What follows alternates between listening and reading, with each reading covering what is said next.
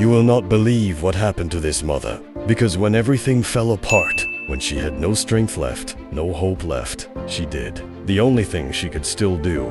She walked. She walked 40 kilometers under the burning sun through dust and silence, asking for only one thing. God, give me a sign. Just one. I cannot do this alone anymore. And what happened next was so unlikely, so unexpected, so impossible to ignore, that people still talk about it today. But before the miracle, you need to understand who this woman was and why she'd reached such a desperate point. She was a single mother, a worker, a fighter, the kind of woman who wakes before the sun and sleeps after everyone else. She always put her child first, always believed life would get better, always held on to faith even when it hurt. But that week, everything collapsed. She lost her job. She received an eviction notice. Her child got sick, and no one, absolutely no one, stepped in to help.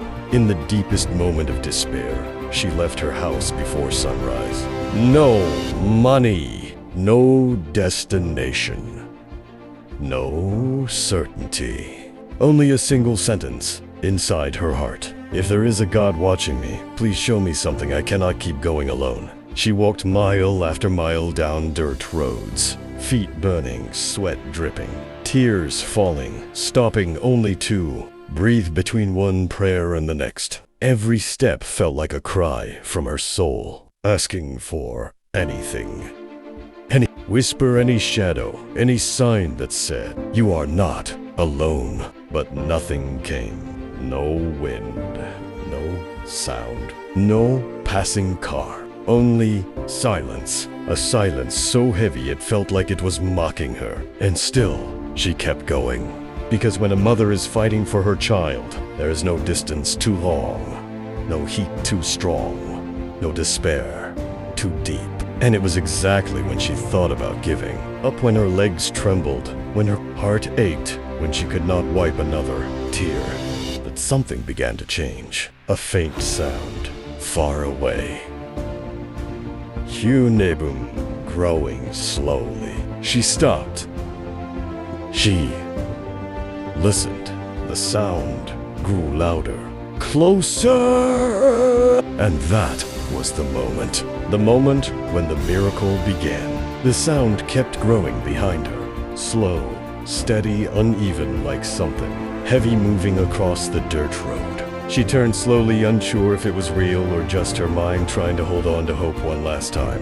The sun was rising behind her, casting long shadows across the ground, and the air felt strangely warm, almost protective. And then she saw it. A horse.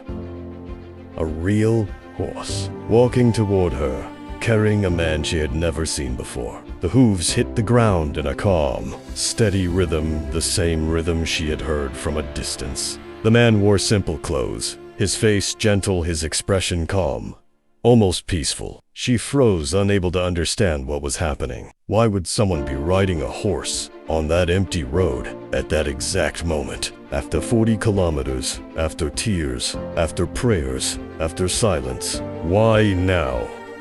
The horse slowed down and stopped right in front of her. The rider looked into her eyes and gave a small, warm smile. Not a curious smile, not a mocking one, but the kind of smile someone gives when they already know the reason they are there. He reached into a small bag on the side of his saddle and pulled out a bottle of water.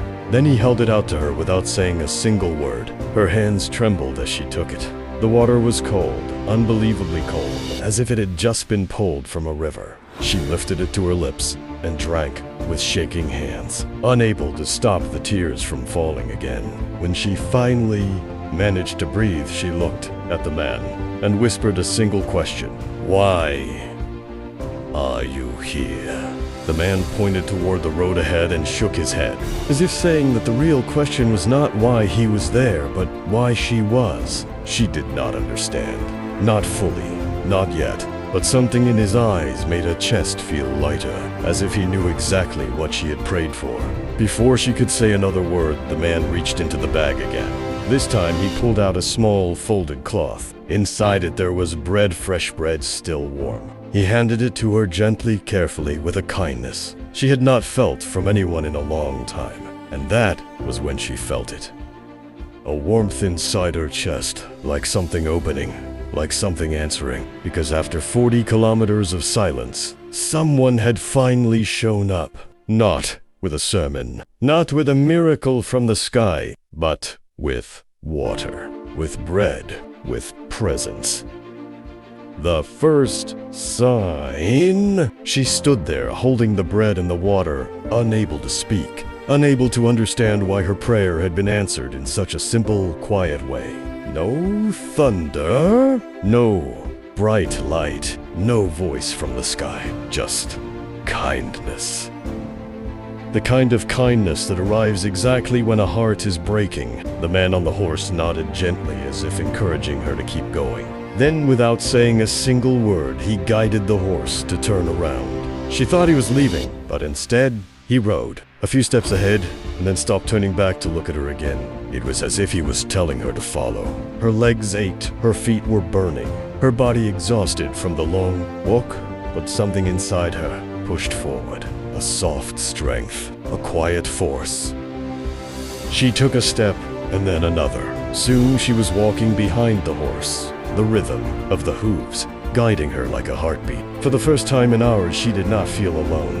As they moved down the dirt road, she noticed something strange. The air felt cooler, her breathing calmer, the silence no longer heavy.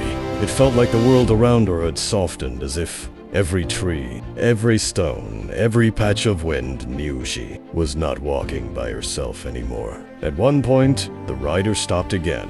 He dismounted, slowly landed on the ground with a gentle thud, and approached her with steady steps. Then he did something she never expected. He placed a hand on her shoulder. Just one hand. Warm, steady, comforting. The touch felt like a door opening inside, her chest releasing everything she had been holding. Fear, pain, exhaustion. All of it pouring out through her tears. She cried without shame, cried for the days. She tried to be strong, cried for the nights. She hid her worries from her child, cried for every moment she felt invisible. And the man just stayed there, silent. Still, present. When she finally looked up, he pointed at a distant hill. A small house stood there with smoke rising from the chimney. She knew that house. It belonged to an elderly couple who had once helped her years ago. People who cared. People who listened. She understood then. She was being guided back to a place of safety. Back to people who would not let her fall. Back to